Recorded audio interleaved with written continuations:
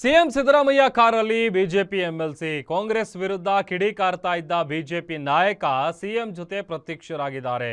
ಸಿದ್ದರಾಮಯ್ಯ ಕಾರ್ನಲ್ಲಿ ಎಂಎಲ್ಸಿ ರವಿಕುಮಾರ್ ಪ್ರಯಾಣ ಮಾಡಿದ್ದಾರೆ.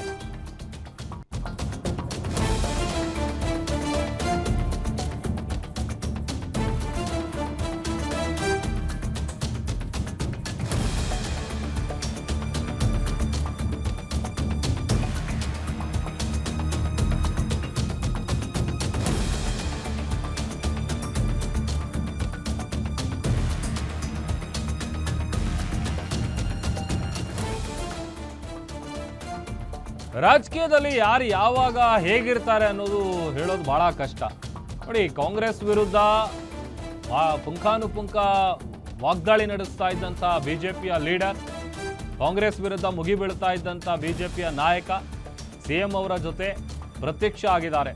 ಸಿದ್ದರಾಮಯ್ಯ ಅವರ ಕಾರ್ನಲ್ಲಿ ಎಂಎಲ್ಸಿ ರವಿಕುಮಾರ್ ಹೋಗಿದ್ದಾರೆ. ಕಾವೇರಿ ನಿವಾಸದಿಂದ ವಿಧಾನಸೌಧಕ್ಕೆ ರವಿಕುಮಾರ್ ಅವರು ಅವರ ಕಾರಲ್ಲಿ ಬಂದಿದ್ದಾರೆ. ಸಿಎಂ ಕಾರ್ನಲ್ಲಿ ಕಾಣಿಸಿಕೊಂಡು ಕುತೂಹಲವನ್ನು ಮೂಡಿಸಿದ್ದಾರೆ ರವಿಕುಮಾರ್.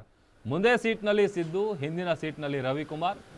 ಕಾರಲ್ಲೇ ಇಬ್ಬರು ನಾಯಕರು ಆತ್ಮೀಯವಾಗಿ ಮಾತುಕತೆಯನ್ನು ನಡೆಸಿದ್ದಾರೆ. ಮಧ್ಯಾಹ್ನ ವಿಧಾನಸೌಧಕ್ಕೆ ಸಿಎಂ ಅವರ ಕಾರ್ನಲ್ಲೇನೆ ಎಂಎಲ್ಸಿ ರವಿಕುಮಾರ್ ಅವರು ಬಂದಿದ್ದಾರೆ. ದೃಶ್ಯದಲ್ಲಿ ಗಮನಿಸ್ತಾ ಇದ್ದೀವಿ ನೋಡಿ, ಕಾವೇರಿ ನಿವಾಸದಿಂದ ವಿಧಾನಸೌಧಕ್ಕೆ ಬಂದಂಥ ಸಂದರ್ಭ ಇದು. ಮುಂದೆಗಡೆ ಮುಖ್ಯಮಂತ್ರಿ ಸಿದ್ದರಾಮಯ್ಯ ಅವರು ಕೂತಿದ್ರು, ಹಿಂದೆಗಡೆ ಎಂಎಲ್ಸಿ ರವಿಕುಮಾರ್ ಅವರು ಕೂತಿದ್ರು. ಇಬ್ಬರು ಕೂಡ ಒಟ್ಟಿಗೆ ಕಾಣಿಸ್ಕೊಂಡಿದ್ದಾರೆ. ಯಾಕಂತಂದರೆ ರಾಜಕೀಯವಾಗಿ ಒಂದಷ್ಟು ವಿಚಾರಗಳಿಗೆ ಸಂಬಂಧಪಟ್ಟಂತೆ ಸರ್ಕಾರದ ವಿರುದ್ಧ ಮಾತನಾಡೋದು ಅದು ಅವ್ರ ಕೆಲಸ. ವಿಪಕ್ಷದಲ್ಲಿ ಇರುವಂಥ ನಾಯಕರು ಅದನ್ನು ಮಾಡ್ತಾರೆ.